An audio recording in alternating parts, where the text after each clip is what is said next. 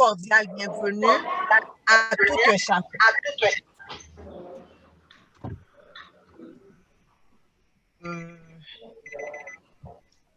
En prélude à la Semaine internationale des professionnels en biologie médicale, l'Association des technologistes médicaux licenciés d'Haïti, comme d'habitude, entreprend toute une série d'activités en vue de célébrer la Semaine internationale des professionnels en biologie médicale. Cette formation s'inscrit dans le cadre des activités et un rapport à cette célébration.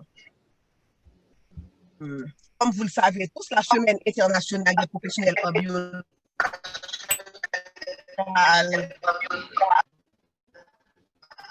est célébrée chaque dernière semaine du mois d'avril.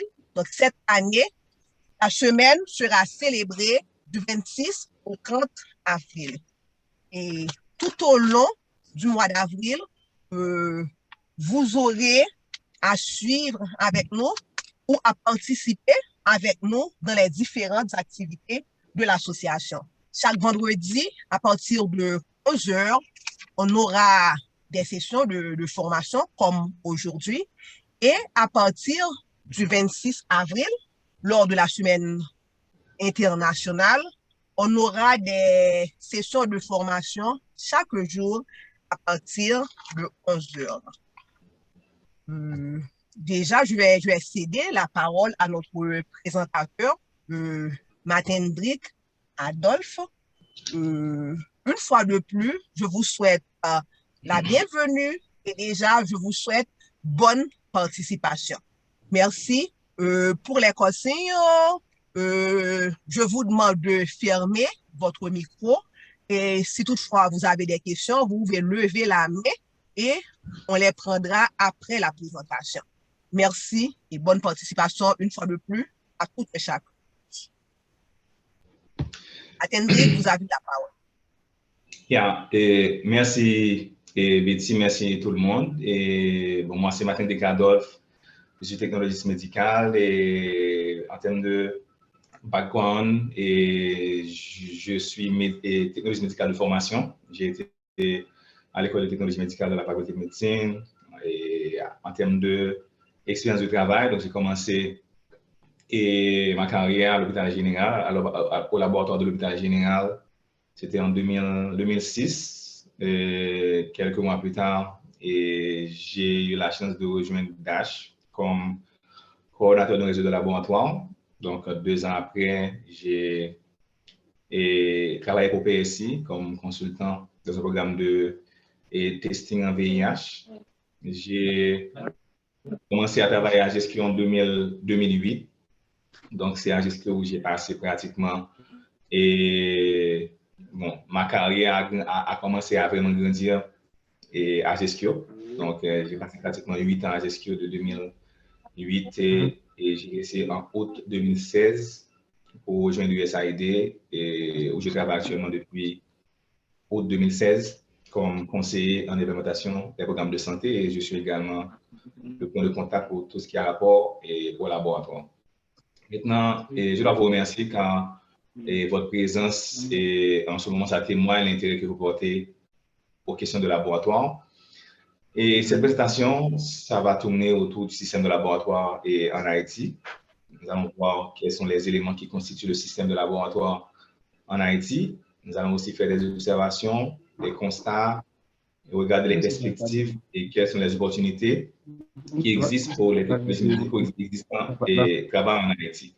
Maintenant, ce que je dois dire également, et ça peut arriver qu'il y a parmi vous qui ne soyez pas technologistes médicales, mais sachez que cette formation va vous permettre de mieux comprendre le système de laboratoire en Haïti ainsi que les partenaires qui interviennent dans le sphère de laboratoire en Haïti. Donc, à la fin de cette formation, c'est sûr que vous allez plus ou moins avoir une bonne idée d'une sorte d'historicité ou bien on va faire un suivi historique du système de laboratoire en Haïti. Et nous allons regarder les structures administratives et techniques qui interviennent dans le système de laboratoire en Haïti. Et aussi, à la fin de cette formation, vous, qui êtes technologiste médicale, vous aurez la chance de voir quelles sont les opportunités qui existent. Peut-être vous ne les connaissiez tout pas. Et aussi, vous pouvez aussi voir comment est-ce qu'en termes de développement professionnel, il y a d'autres opportunités qui sont en Haïti, soit à travers l'international. Donc, c'est tout ce qu'on va essayer de voir durant cette présentation. Donc, encore une fois, je vous rappelle que cette présentation, c'est dans le cadre, comme Betty a souligné, c'est dans le cadre de la Semaine internationale de la biologie médicale. C'est pour la fin de ce mois. Donc, j'espère qu'à la fin de cette formation, vous aurez la chance aussi de poser des questions sur la présentation. Maintenant, en termes de conflit d'intérêts, pourquoi ce slide? C'est juste pour vous dire que cette présentation, je l'ai faite à titre de membre et bénévole, alors membre de l'association. Et il est vrai que tout à l'heure, je vous ai dit que je travaille pour le SAID, mais cette présentation n'a aucun rapport avec là où je travaille. Et toutes les informations, c'est des informations que je veux partager avec vous en tant que professionnel dans le domaine. Et ça n'engage aucune institution. Et les slides seront partagés avec vous par l'association à la fin. Et ce sont des informations que vous devez partager à but lucratif et à but non lucratif. Comme j'ai déjà annoncé le plan rapidement, en termes de support historique, laissez-moi vous dire que depuis le début du 19e siècle, Haïti était membre de l'OMS. Il faut dire qu'en 1975, Haïti avait publié son premier plan national de santé. Et à travers ce plan, déjà, on avait considéré que le laboratoire a sa place, car à chaque niveau de la pyramide, on a jugé nécessaire d'avoir un laboratoire qui peut répondre à chaque complexité de la pyramide. Et quelques années plus tard, soit en 1980, il y a eu cette institution qu'on appelle le SNEM. Alors, le SNEM, pratiquement, ça veut dire Service national des endémies majeures. Donc, c'est un service du ministère de la Santé publique qui a reçu le support des partenaires financiers internationaux et GESCIO. Ils ont contribué également à renforcer le service au niveau des laboratoires en Haïti, surtout en matière du diagnostic de la malaria et du VIH. Donc, comme vous le savez déjà, GESCIO est l'une des premières institutions à travailler dans le VIH en Haïti.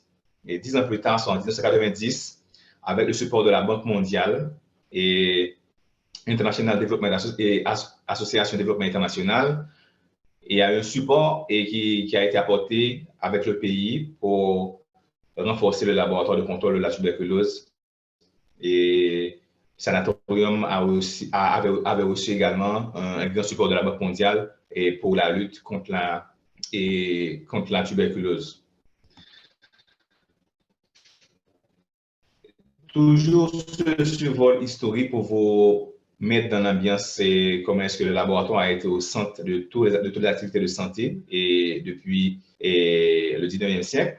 En 2004, plus près de nous, Dr Bijou, et c'est elle qui était à l'époque ministre de la Santé publique.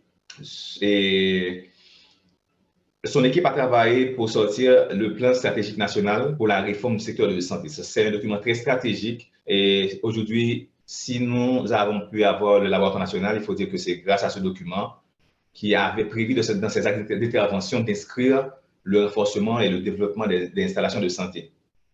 Donc, il faut dire que ce plan est élaboré au cours de l'année 2004, l'année durant laquelle Dr Joseph Bijou était ministre.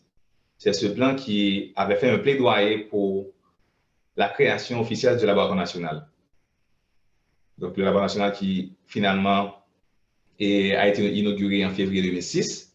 Et ce même plan, qu'on appelle plan stratégique national pour la réforme du secteur de santé, avait prévu également le développement d'un réseau national de laboratoires. Donc, ce réseau national de laboratoires, nous allons parler tout à l'heure. Et dans ce même plan, on a parlé du renforcement des laboratoires hospitaliers. Donc, ce qu'il faut retenir ici, c'est qu'en 2004, sous le leadership de Dr Joseph Bigeaud, on a eu le plan stratégique national pour la réforme du secteur de santé. C'est ce plan qui avait demandé qu'on ait en Haïti un laboratoire national et aussi le développement du réseau national de laboratoires, également le renforcement des laboratoires hospitaliers. Maintenant, pourquoi, pendant que je fais ce survol, et je veux porter un accent sur cette déclaration qu'on appelle la déclaration de Maputo. Peut-être vous êtes nombreux à être familiers de, de ce terme, la déclaration de Maputo. Eh bien, il faut dire que au début de l'année 2008, il y a eu des constats vraiment alarmants concernant la qualité vraiment exécrable des résultats de laboratoire en Afrique, particulièrement et surtout dans les pays en développement. Il y a eu environ 33 pays membres de l'OMS qui s'étaient réunis dans une petite ville de la Mozambique qu'on appelle Maputo. Eh bien, ils ont discuté et arrivé à une déclaration. Mais cette déclaration, c'était surtout comment est-ce qu'on peut renforcer les services ou les prestations offertes au niveau des laboratoires. Ils ont élaboré un ensemble de guides, un ensemble de principes pour que les laboratoires arrivent à un niveau standard. Eh bien, à la suite de cette réunion entre certains trois membres de l'OMS, il faut dire que Haïti aussi a été souscrit à cette déclaration de Maputo. Il y a l'OMS, c'est l'Organisation mondiale de la santé, et le CDC, c'est le Center Disease Control aux États-Unis. Ils ont publié, à la suite de cette rencontre, une déclaration sur les systèmes de laboratoire des pays avec des ressources et des moyens limités. Ça veut dire, et l'OMS et le CDC, ainsi que les autres membres les autres partenaires, ils se sont engagés à aider les pays à se limiter à renforcer le laboratoire. Mais quand on parle de déclaration de Maputo, cette déclaration stipule que pour atteindre la norme internationale ISO 1589, les partenaires doivent mettre en place un système à échelle pour accompagner les laboratoires de santé publique. C'est ce qu'on appelle, peut-être vous êtes familier avec ce terme, SLIPTA. SLIPTA qui veut dire en anglais Stepwise Laboratory Improvement Process Towards Accreditation. Ça veut dire c'est étape de processus d'amélioration des laboratoires pour l'accréditation. Maintenant, en Haïti, il y a eu la formation SLAMTA. Là, je crois que c'était en 2014 ou 2013. Il y a eu plusieurs laboratoires, plusieurs lab managers qui ont eu la chance de suivre cette formation. Moi, spécialement, j'ai suivi la formation de mentor pour accompagner les laboratoires à l'accréditation LNSP. Donc, c'était une formation qui a été dispensée par ESCP alors, c'était supporté par CDC. Maintenant, là, c'était juste pour vous parler un peu de la déclaration de Maputo. Maintenant, quand on voit ce travail qui se fait au laboratoire, donc ça, en termes de renforcement de la qualité des analyses, les pays qui étaient souscrits à cette déclaration devaient quand même emboîter le pas. Donc, c'était le cas de Haïti. Maintenant, on continue avec notre survol. Il faut dire que en 2010, il y a eu un début d'élaboration d'un plan. Donc, c'est un autre plan qu'on appelle le plan stratégique quinquennal du réseau national de laboratoire. Il faut dire que ce plan quinquennal, c'est l'un des plans qui a posé, je veux dire, la base du plan stratégique qu'on a actuellement en Haïti. Donc, le plan quinquennal, c'est un plan qui s'échelonne sur 5 ans, qui contient pratiquement 4 grands chapitres. Chaque chapitre adresse des problèmes spécifiques qui sont en rapport au laboratoire, des problèmes en rapport au laboratoire médical en termes de fonctionnement, d'autres problèmes sur la structure du LNSP et les bases légales du réseau national de laboratoire. En résumé, ce plan quinquennal de 2010-2015, alors c'est 5 ans, c'est ce plan qui a répondu en quelque sorte à cette stratégie qui a été déjà sortie en 2004 et adhère aussi à la déclaration de Maputo. Donc, il faut dire qu'au cours de cette même année, soit en 2017, le NNSP en 2013, pardon, le NNSP a sorti un manuel qui parle de harmonisation et standardisation du réseau national de laboratoire de biologie médicale. Et aussi, il y a un guide relatif aux exigences minimales pour les laboratoires médicaux. C'est-à-dire, c'est un guide qui présente les niveaux de la pyramide sanitaire en Haïti et aussi quel type de laboratoire qu'on devrait retrouver à chaque niveau. Donc là encore, dans ce survol, on a vu que le laboratoire il y a évolution au cours des années. Donc, comment est-ce que, en termes de gouvernance, en termes d'assurance qualité, en termes de stratégie, et comment est-ce que on était en train de charpenter le laboratoire. Maintenant, peu près de nous, soit en juillet 2018, et le laboratoire national sous le leadership du ministère a publié la première politique nationale des laboratoires. Donc pour moi, ça c'est le document clé. Et pour vous qui êtes dans le domaine, donc c'est sûr que ce document est public. Si vous n'avez pas, je vais partager ça à la fin de la présentation à l'association. Donc vous devez lire ce document qui contient pratiquement 10 axes. Donc c'est ce document, à mon avis, qui est pour moi la constitution du laboratoire en Haïti. Donc toutes les plaidoyers que vous allez faire à l'avenir, il faut que vous asseyez sur ce document qui est la politique nationale des laboratoires en Haïti. Donc, alors ce document a été développé avec le support de l'Union européenne à travers le projet SP Haïti Lab. Donc, comme je dis, c'est un document qui contient 10 axes. Je crois que on va faire un survol de ces 10 axes qui, à mon avis, sont très, très importants. Maintenant, en février 2020, et à la suite, alors 2 ans après la publication de la politique nationale des laboratoires, et on a publié le premier plan de recherche de santé. Donc ça, c'est avec le support de l'Union européenne et sur le label du projet SPIT Lab. Ils ont publié le premier plan national de recherche en santé. La même année, l'NSP, sur le label du ministère, a publié le plan stratégique du système national des laboratoires. Donc, ce plan, je n'ai pas l'impression que ce plan est encore public, mais c'est un plan qui est validé par le ministère. C'est le 25, c'est le plan stratégique du système national de laboratoire. Donc, il y a 2 documents clés que, en tant que membre de l'association, vous devez les faire de façon approfondie. Premièrement, c'est la politique nationale des laboratoires et ensuite le plan stratégique du système national de laboratoire. Donc, toutes les stratégies, mais tout ce qui est rapport au plaidoyer doivent s'asseoir dans ces documents. Donc, il faut regarder sur tous ces documents et il faut mettre du bâton dans les roues des décideurs afin qu'on applique ce plan stratégique. Mais parallèlement, l'année dernière, j'ai eu la chance aussi de participer à l'élaboration du plan opérationnel de ce plan stratégique. Là, il y a ces 2 documents importants. Il y a le plan stratégique qui décrit les grandes lignes. Il y a aussi le plan opérationnel qui décrit les activités de façon très détaillée.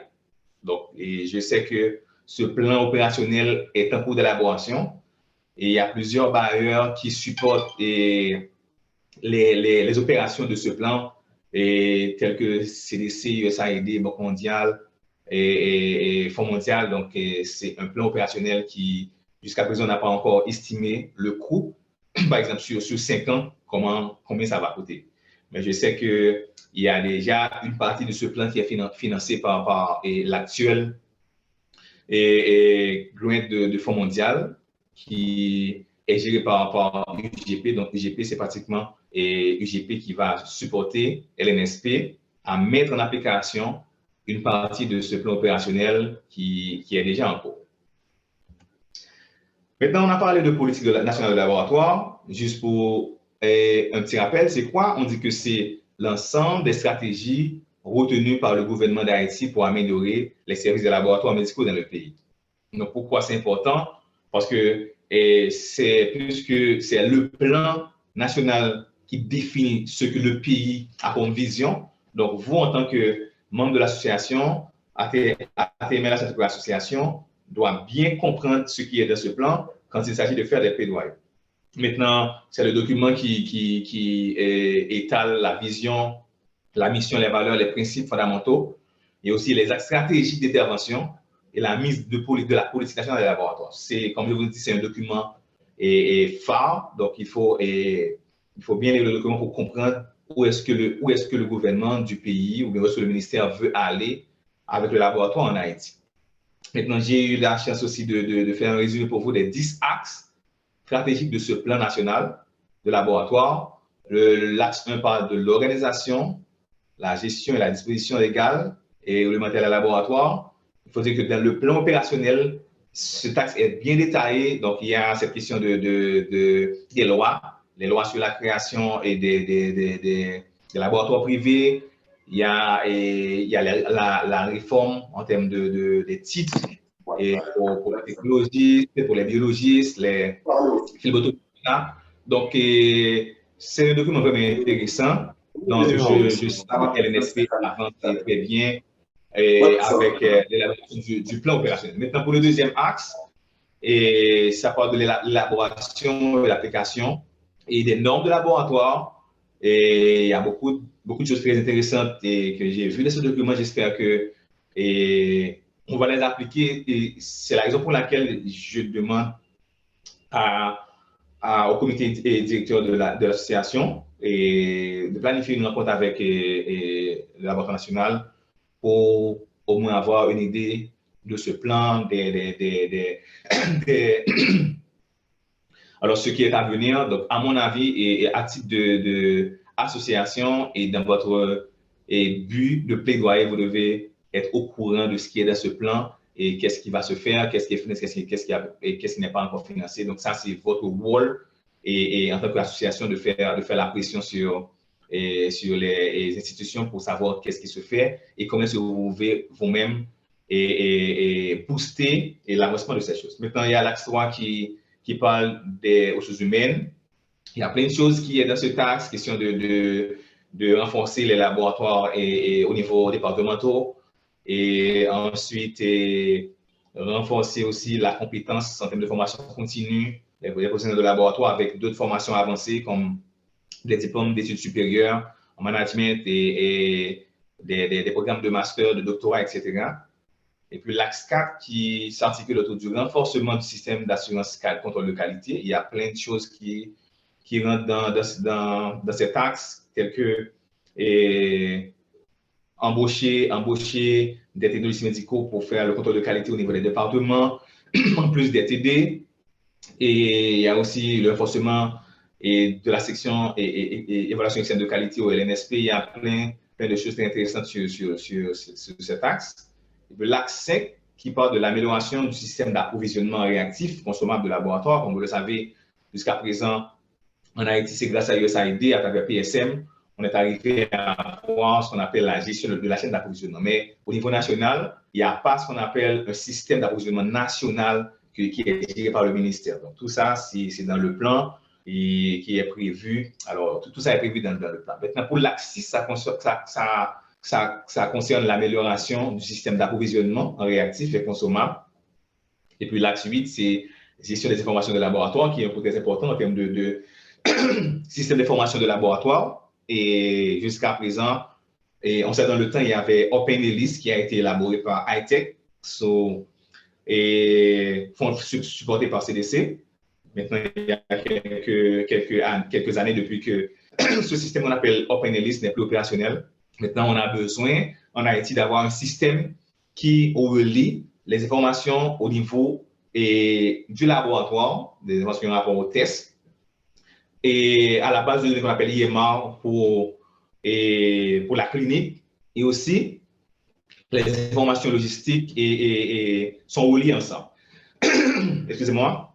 Donc là, on a besoin qu'il y ait des interfaces qui relient le laboratoire à la clinique. Jusqu'à présent, on n'a pas officiellement quelque chose comme ça et qui est accessible par tout le monde en Haïti. Maintenant, c'est dans le document, mais il y a aussi l'axe 8 qui parle de biosécurité, gestion des déchets. Il y a plein de choses qui sont dans cet axe également et question d'incinérateurs, des hôpitaux départementaux, question de formation et certifiante pour les staffs dans les hôpitaux public, etc.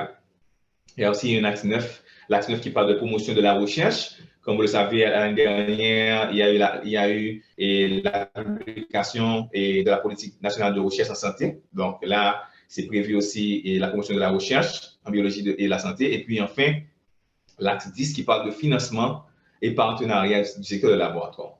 Maintenant, parlant du financement, donc, tout à l'heure, je vais projeter pour vous et l'ensemble des partenaires techniques et financiers qui interviennent en Haïti. Et vous allez faire vous-même une idée de tout ça.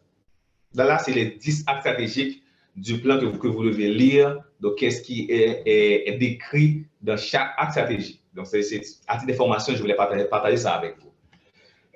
Maintenant, ça c'est bon. Et l'acte stratégique, à mon avis, c'est inspiré de ce document. Il y a l'OMS qui a élaboré les éléments clés d'un système national de laboratoire. Donc, selon les protocoles de l'OMS, quand on veut élaborer un système national de laboratoire de santé, il faut considérer les 13 points suivants.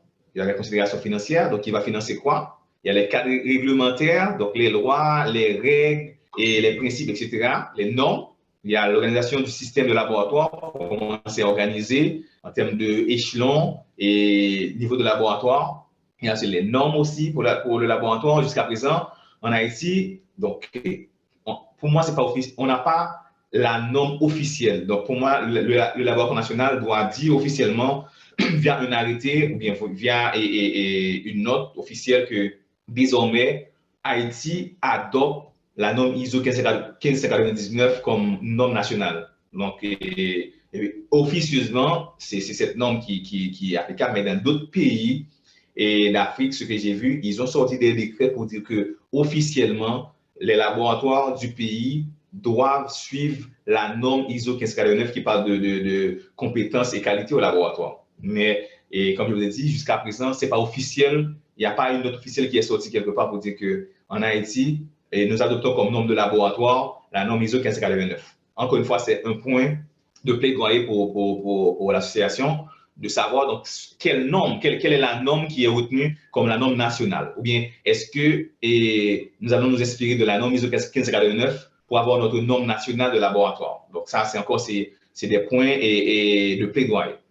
Mais dans le personnel de laboratoire, donc tout ça est à redéfinir pour regarder chaque niveau de la hiérarchie.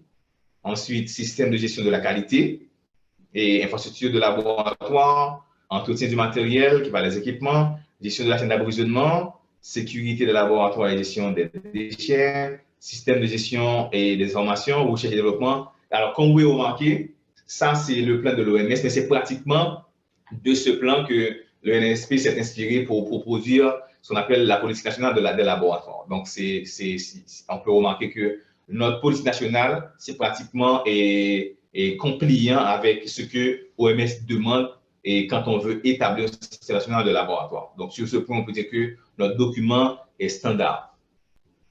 Maintenant, là, je voulais passer sur quelles sont les structures administratives et techniques qui interviennent dans le système de laboratoire en Haïti. Donc, pourquoi j'ai pris le temps de projeter ça? En tant qu'association, en tant que technologiste médicale, en tant que personnel de laboratoire, vous devez être au courant de quelles structures interviennent dans votre domaine. Là, il y a la DERL. Donc, la DERL, qui est la direction épidémiologie de laboratoire et de la recherche. Donc, c'est l'entité technique du ministère qui est responsable de la surveillance épidémiologique et c'est l'entité aussi qui doit encadrer le LNSP. Mais en plus de ça, DELR a une mission qui est plus approfondie en termes de normatifs, en termes de réglementaire, en termes de certification. À mon avis, jusqu'à présent, et DELR n'a pas encore répondu à sa mission, vu que, et selon mon point de vue, donc DELR a reçu un support pratiquement à 99% de CDC. Donc, il participe beaucoup dans la recherche épidémiologique, dans la formation des épidémiologistes de terrain et dans la surveillance et des maladies, etc. Mais il y a un autre aspect qui reste à faire, c'est cette question par exemple, si vous regardez là, il y a la direction des soins infirmiers en Haïti. Donc, pour moi, c'est pratiquement le même type c'est le même type d'institution. Direction des soins infirmiers au ministère et DEL, c'est pratiquement des instituts qui font le même travail. DEL, c'est surtout surveillance et laboratoire recherche. Direction des infirmiers, c'est tout ce qui est rapport sur les infirmiers. Maintenant, vous pouvez remarquer au niveau national que la direction des soins infirmiers fait un impact en termes d'examen national pour les infirmières et autorisation des écoles d'infirmiers, etc. Donc, pour moi, DEL a aussi ce travail à faire dans le pays. On a besoin on a besoin d'une direction de laboratoire, mais DEL, c'est déjà la direction de laboratoire. Donc, on a besoin d'avoir des écoles qui sont reconnues, on a besoin d'avoir un curriculum standard, on a besoin d'avoir de revoir les titres, etc. Donc, DEL a encore du travail à faire. Voilà, encore une fois, c'est votre mission en tant qu'association de plaidoyer pour que, en termes de normes, en termes de certification, en termes de reconnaissance, etc. Donc, DEL, à mon avis, c'est l'institution du ministère qui doit prendre en charge cette direction du laboratoire.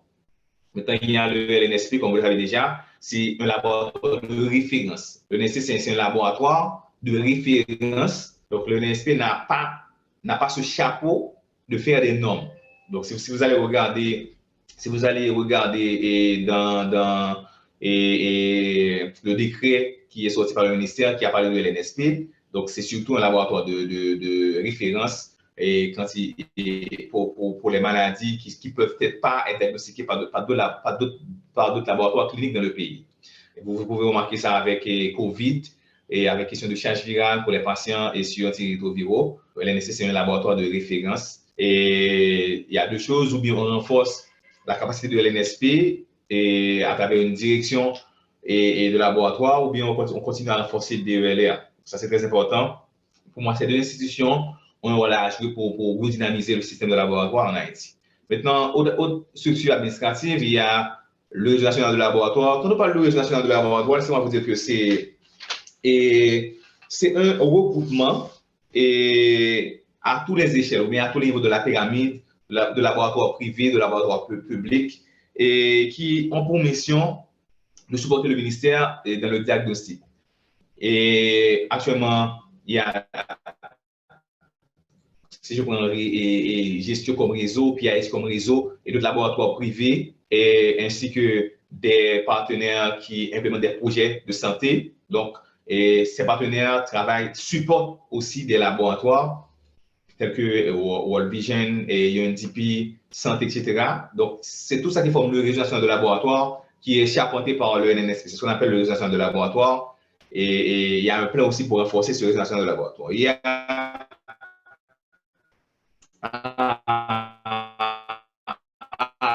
qu'on appelle UCMIT. UCMIT, c'est une nouvelle structure du ministère qui veut dire Unité de contrôle des maladies infectieuses. Pratiquement, UCMIT coordonne des programmes de maladies infectieuses en Haïti, tels que la tuberculose, et malaria, et filariose, etc. Il y a aussi la DPMMT. Alors, jusqu'à présent, ce que j'ai lu, la DPMMT, c'est la direction de pharmacie, des médicaments et de la médecine traditionnelle. C'est la DPMMT qui est chargée d'élaborer et de diffuser tout ce qui est à rapport à des règlements et des normes en matière de pharmacie et même d'analyse de biologie médicale. Donc, c'est sous le label de DPMMT qu'on trouve tout ça, question de normes en termes de laboratoire médical. J'ai vu qu'on a mis ça sur DPMMT. Donc, tout ça, c'est à revoir, à discuter. Pour moi, dans le plan de plaidoyer de l'association, il faut prévoir aussi de rencontrer ces gens pour avoir des données plus précises sur comment fonctionne la profession dans le pays. Maintenant, il y a les TD. Comme vous le savez très bien, les TD sont dans chaque département, c'est des technologies médicaux et départementaux. Et le superviseur hiérarchique, c'est les directeurs départementaux. Et ils sont responsables de la supervision, de la formation. Donc, c'est pratiquement les représentants officiels des laboratoires au niveau des départements. Il y a aussi les universités, les écoles de formation que vous connaissez tous. Il y a ce qu'on appelle la Commission nationale de biologie médicale, qui n'est pas encore opérationnelle, mais c'est une commission qui est très, très importante. Donc, et cette commission qui est prévue dans le plan national, c'est cette commission qui a pour rôle de donner un avis au ministère de tout ce qui a rapport à la biologie médicale. C'est ce qu'on appelle la Commission nationale de biologie médicale. Donc, ce n'est pas encore opérationnel, mais c'est prévu. Donc, tout ce qui va se faire en biologie médicale, c'est cette commission qui va donner le feu vert. Mais cette commission soit coordonnée par le NNSP également. Ensuite, il y a les associations des professionnels de santé, telles que il y a ATMLH, il y a ANTM, que j'ai pas entendu depuis quelques années, il y a AMH, APH, l'association de pathologistes, et il y a l'association de pharmaciens, il y a aussi l'association des étudiants en biologie médicale, donc il y a plein d'associations et professionnels. Il y a aussi les laboratoires et médicaux privés, il y a les agences d'approvisionnement en matériel biomédicaux. Donc, en résumé, ces structures-là, c'est des structures et techniques, administratives et partenaires qui interviennent dans le laboratoire. Maintenant, il faut, alors, à n'importe quel moment que vous faites quelque chose, il faut prendre en considération ces structures. Il faut adresser cette structure parce que ça fait partie du système de laboratoire en Haïti. Maintenant, en plus de cette structure, il y a aussi les partenaires financiers et techniques. Donc maintenant, quand vous regardez cela à l'écran, posez-vous la question que si au moins chacun de ces partenaires financiers investit 2 millions de dollars dans le laboratoire. Donc là, on a plus que 20 partenaires. Ça veut dire qu'il y a beaucoup d'argent qu'on investit dans le laboratoire en Haïti. Chaque partenaire suivant et que vous voyez à l'écran, ces partenaires investissent dans le laboratoire. C'est partenaires reçus de l'argent. Donc, et là, encore une fois, c'est juste pour vous dire que si vous voyez que le laboratoire est dans cet état, en plus du budget du MSPP, et pour payer pratiquement les professionnels de laboratoire qui sont nommés, mais il y a d'autres partenaires, d'autres bailleurs qui sortent de l'argent pour supporter le secteur. Donc, on voit à l'écran PEPFAR, USAID, CDC, Banque mondiale et Clinton Foundation, Fonds mondial, UNICEF. Donc, tout ça, c'est des partenaires techniques et financiers qui sont dans le pays et qui travaillent dans le domaine de laboratoire à un niveau quelconque. OK? Maintenant, je voulais juste vous projeter, c'est un point screen, c'est des documents techniques qui sont publiés. Donc, c'est des documents que vous devez avoir ça dans votre fichier. Donc, il y a le plan stratégique quinquennal. Et, par exemple, si vous voulez faire un travail comme association, vous pouvez faire une revue de littérature de ces documents. Le plan stratégique national qui est sorti de 2010-2015. Il y a le document qui parle de harmonisation, standardisation et d'utilisation nationale de laboratoire. Il y a la politique nationale de laboratoire et puis il y a le plan stratégique du système national de laboratoire. Ces documents, à mon avis, ce sont des documents clés que si vous voulez faire un travail scientifique pour comprendre bien le secteur, il faut lire ces documents et ça va vous permettre de mieux comprendre le secteur du laboratoire en Haïti. Donc, il n'y a pas moyen de dire que vous comprenez ce qui se passe, mais ce qui est écrit dans la littérature et du système de laboratoire en Haïti sans lire ces documents stratégiques. Maintenant, juste un survol. Pour le plan quinquennal, c'est un document qui contient 4 chapitres. Les chapitres s'articulent autour de mission du LNSP, fonction LNSP, les bases légales du réseau national de laboratoire, le but du plan stratégique, ça parle aussi du rôle et le plan de développement du réseau national de laboratoire. Donc, c'est ce document pratiquement qui a parlé un peu de l'NSP et de son rôle. Maintenant, il y a le document qui parle de harmonisation et standardisation du réseau national de laboratoire. C'est un document qui contient pratiquement 7 points et ça parle de laboratoire de biologie médicale en Haïti, primaire, secondaire, ça propose aussi des organigrammes. Le document aussi fait mention de la normalisation et harmonisation. Donc, il y a les menus de tests pour chaque niveau de laboratoire. Ça, c'est un document à voir et à revoir. Et aussi, en termes de plaidoyer, si vous avez remarqué à un niveau donné, ce qu'on a mis doit être renforcé. Il faut aussi faire des plaidoyers pour tout ça.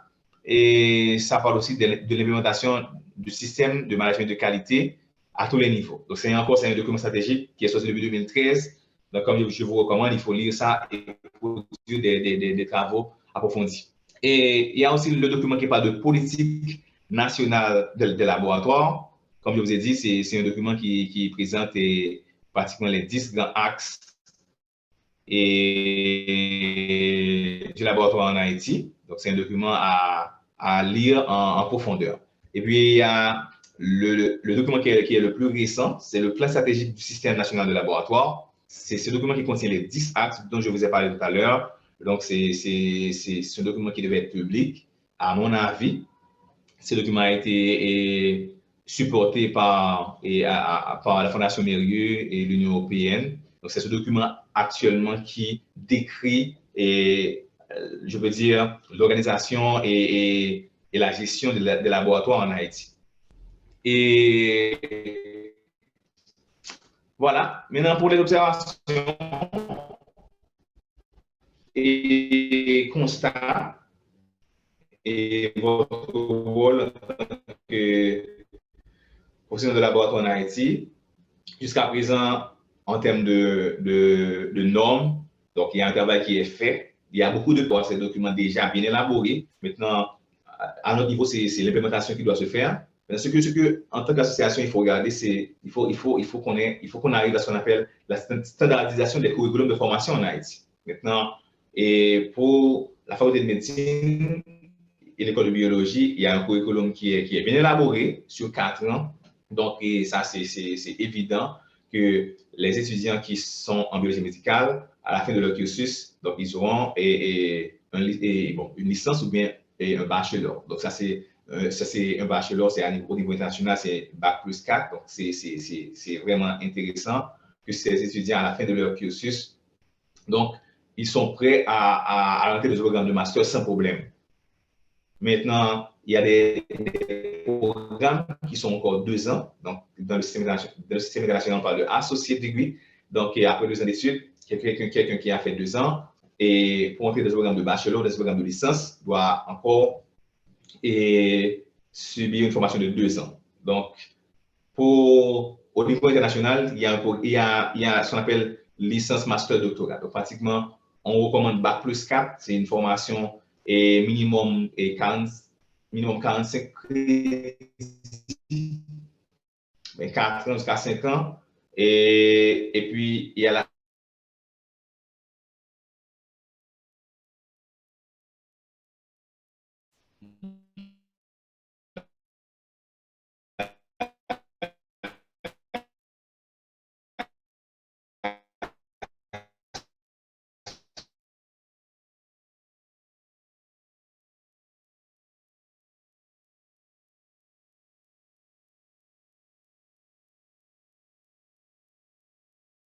l'école peut toujours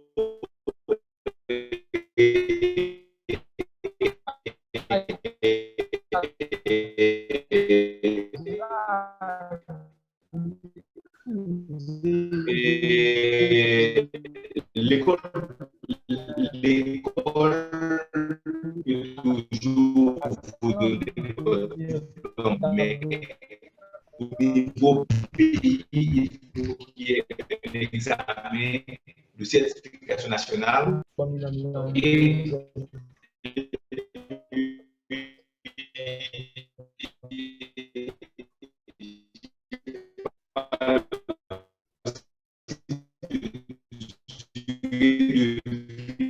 la licence de fonctionnement. Donc, si j'ai fait mon service social, j'ai la licence, ok, j'ai la licence de fonctionnement, mais il faut qu'il y ait une entité qui nous dit que pour garder votre licence en chaque 2 ans, pour prendre telle formation, mais chaque fois telle formation, on ne peut pas vous donner une demande bon.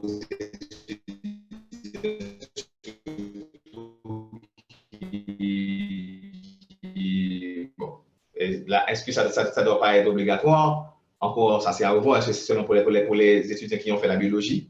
Maintenant, c'est une très bonne chose la question du service social, mais ça doit être structuré. De même qu'on structure l'internat des étudiants en médecine, on doit structurer le service social des étudiants, des étudiants finissant en biologie médicale. Moi, après mes années à la faculté, quand je me suis rendu à un centre hospitalier, il était sur le laboratoire, ça ne peut pas se faire. on ne peut pas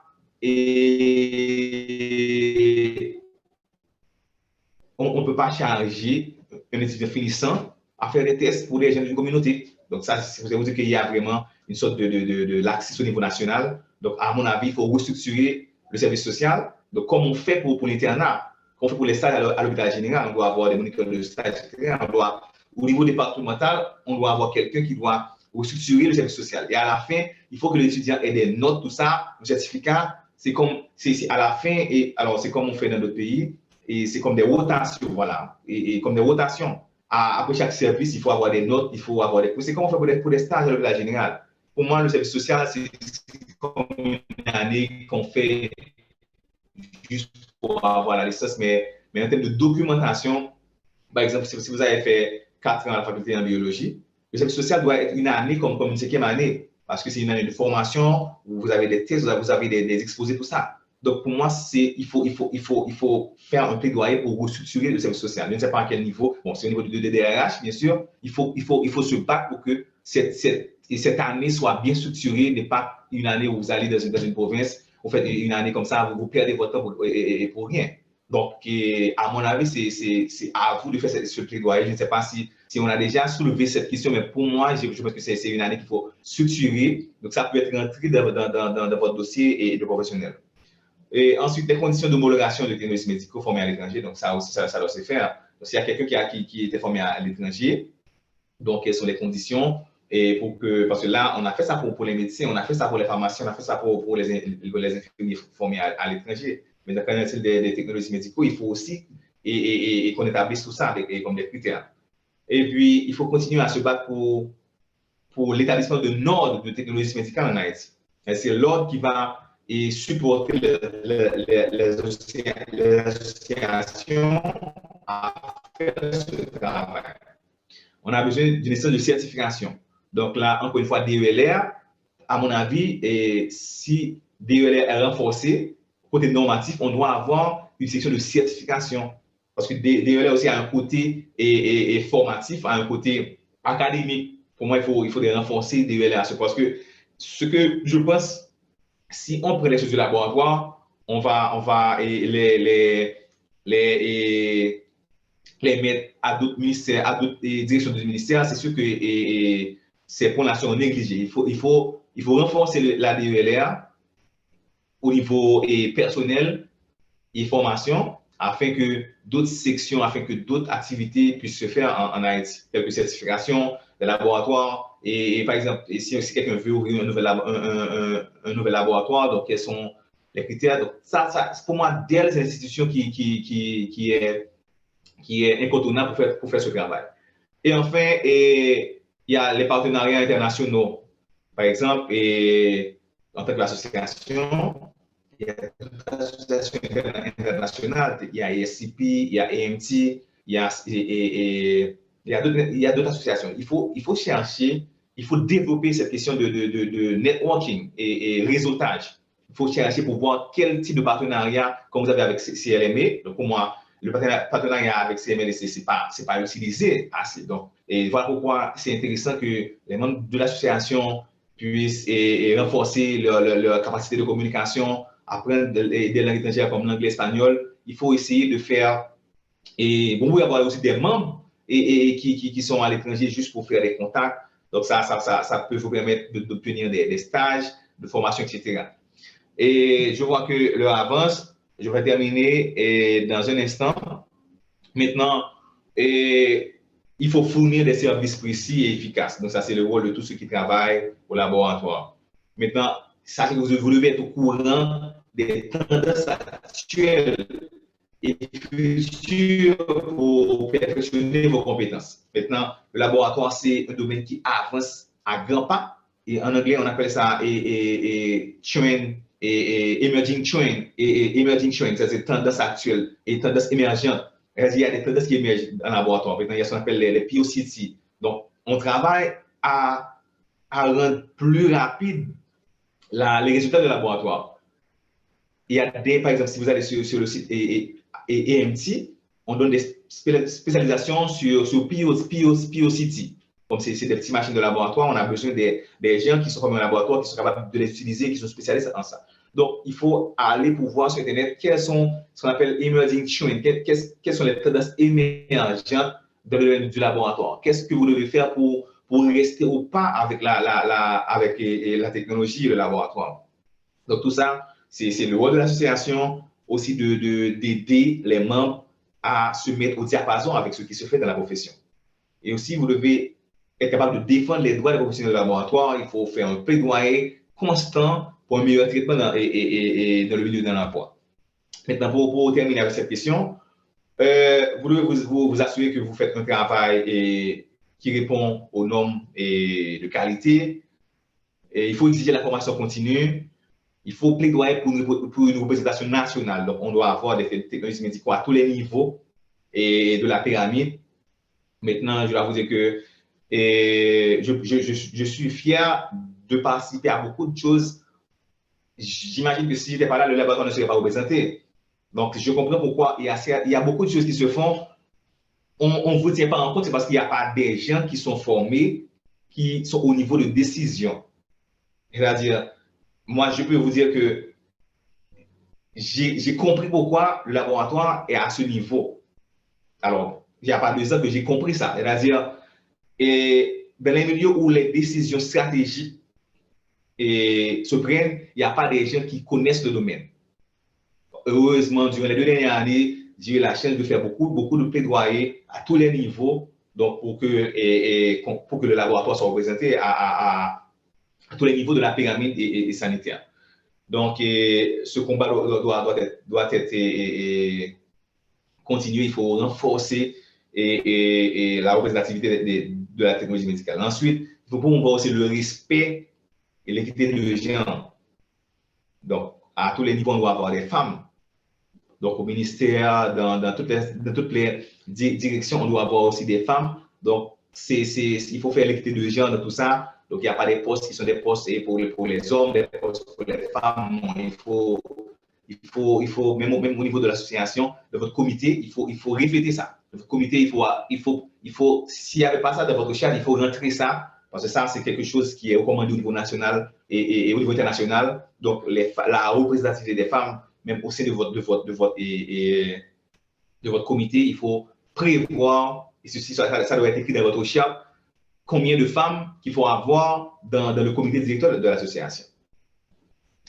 Voilà. Ensuite, en termes de fonctions occupées par les professionnels de laboratoire en Haïti, donc il y a plein de fonctions. Il y a technologie de ligne, il y a superviseur, il y a officier de biosécurité, responsable de formation, responsable de suivi et évaluation, responsable d'audit interne. Donc, tout ça, c'est des postes que il y a des technologies médicaux qui les occupent en Haïti et vous pouvez les occuper aussi, donc si vous travaillez dans le domaine. Donc, et en fait, vous pouvez être consultant indépendant en tant que professionnel de laboratoire qui a des années d'expérience. Vous pouvez travailler comme consultant aussi. Vous pouvez travailler à supporter des laboratoires et de façon indépendante.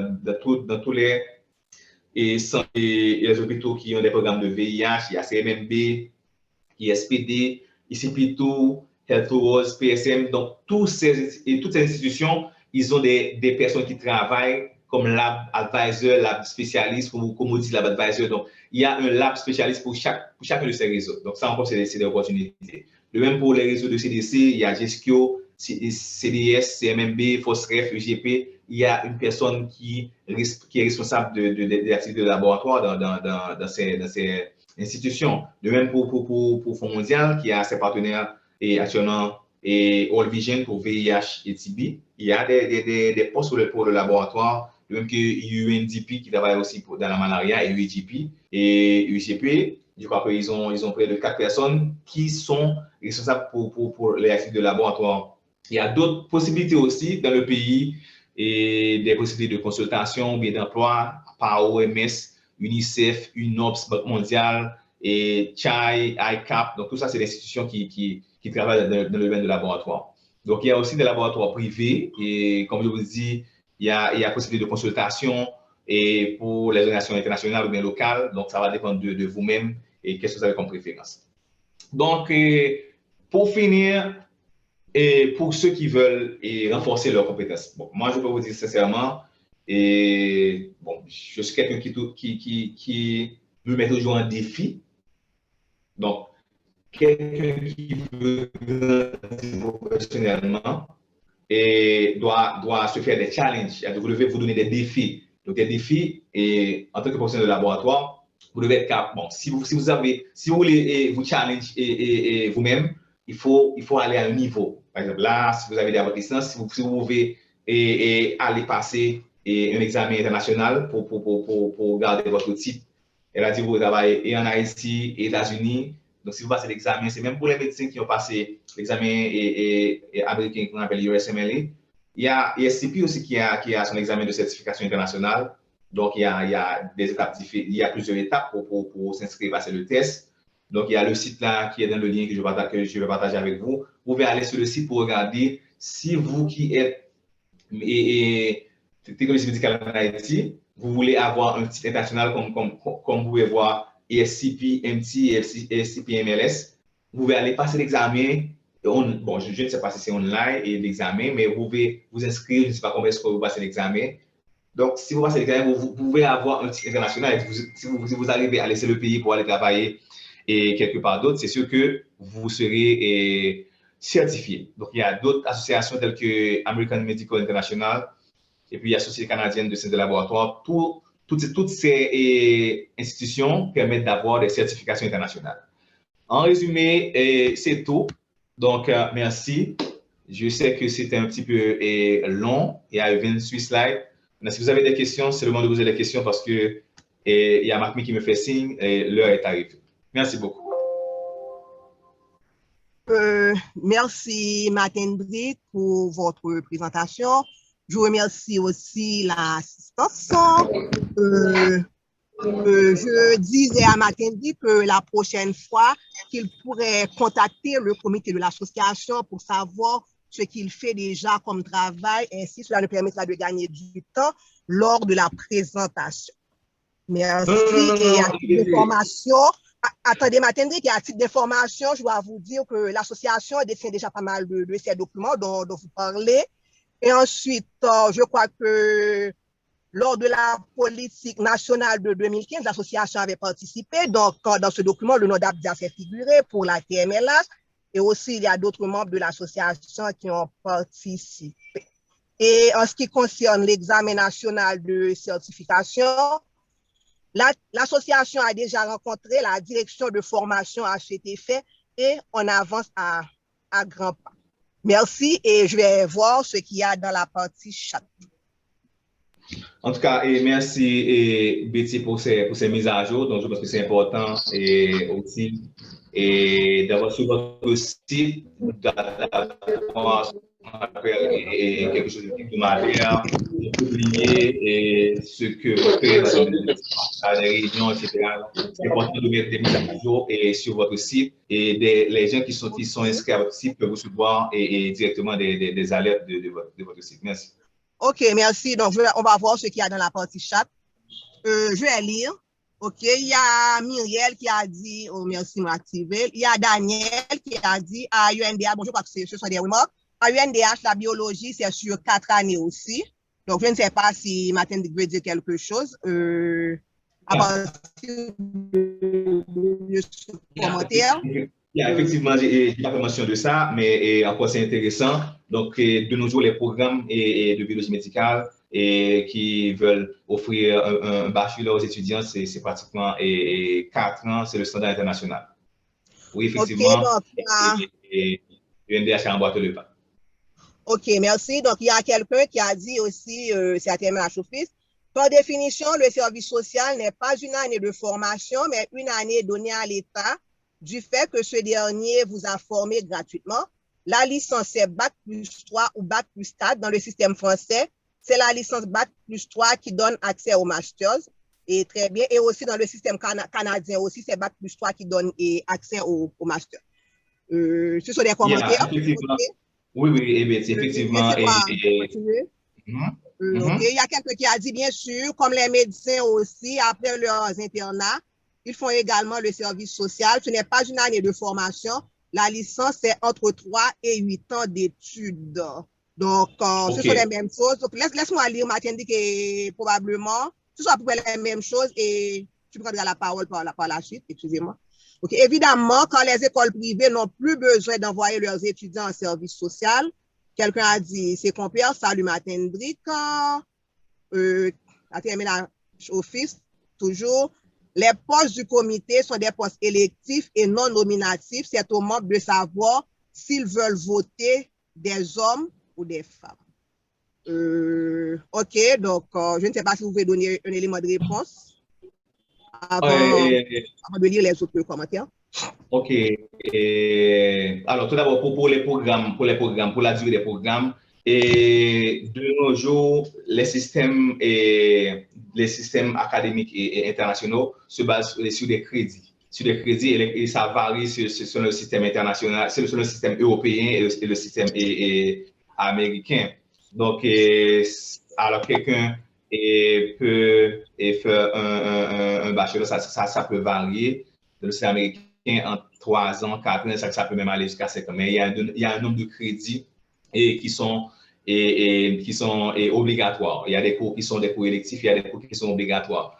Et c'est effectivement dans le système canadien, donc ça peut varier aussi en 3 à 4 ans. Donc, ça va dépendre du cursus en question. Mais pour le programme et bachelor, ça varie entre 3 ans et 5 ans. Maintenant, j'avais précisé dans mon intervention que c'était un contenu personnel. Et considérant le contenu de la formation qu'on a et de façon académique dans les écoles, donc quelqu'un qui est à la service social, on ne peut pas on peut pas laisser cette personne seule comme une. Alors, donner une année à l'État, ça veut dire quoi? Vous arrivez au centre de santé, vous allez vous asseoir pour après, mais non, vous allez travailler pour donner des résultats aux patients. Ça veut dire que on doit structurer le service social, c'est-à-dire quand on doit avoir des personnes qui sont, bon, ça se fait dans certains hôpitaux, mais ça doit être quelque chose qui est harmonisé dans toutes les structures de santé que vous allez faire votre service social. Il y a quelqu'un qui vous prend en charge, qui vous surveille également.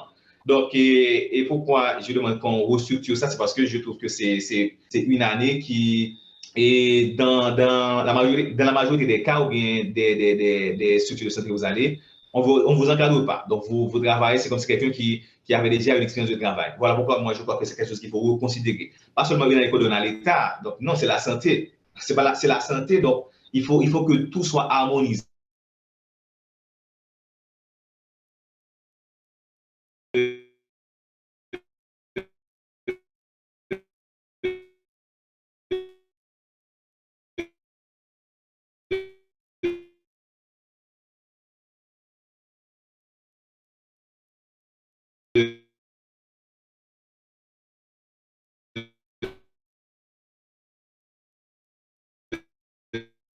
Votre communauté doit avoir 30% de femmes.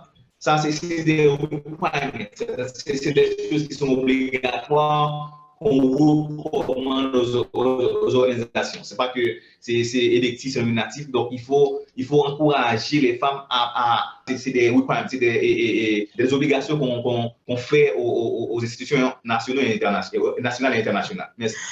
OK. Merci, Martin-Drick. Probablement, même si l'association n'a pas ça, mais dans le comité, je crois que la proportion d'hommes et de femmes sont équitables. D'ailleurs, c'est une femme qui coordonne les activités de l'association. On continue. Donc, il y a compère Jacques Sirius qui a dit à toutes ces fonctions que vous assignez à la DELR, ne pensez-vous pas qu'il faut avant tout penser sur la restructuration de la DELR? Elle est composée techniquement de médecins et d'infirmières, sauf les employés de CDC Lab.